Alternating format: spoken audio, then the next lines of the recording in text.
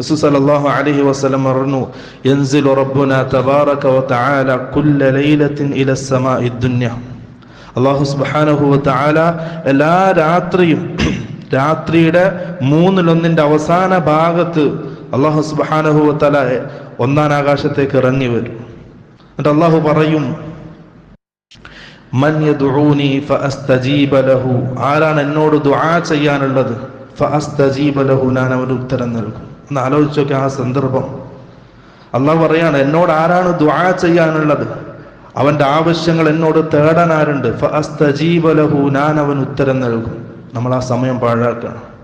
നമ്മൾ ആ സമയം പാഴാക്കിയിട്ടും നമ്മുടെ ആവശ്യങ്ങളും നമ്മുടെ പ്രശ്നങ്ങളും നമ്മളെപ്പോലെ ബലഹീനരായ അടിമകൾക്ക് മുമ്പിൽ നാം പ്രശ്നം പറയാണ്, അവരിൽ നിന്നും പരിഹാരം തേടാണ്. എത്രയോ ബലഹീനരാണ് നാം, എത്രയോ വിഡ്ഢികളാണ് നാം. അല്ലാഹു പറയുന്നത്, എന്നോട് ചോദിക്കും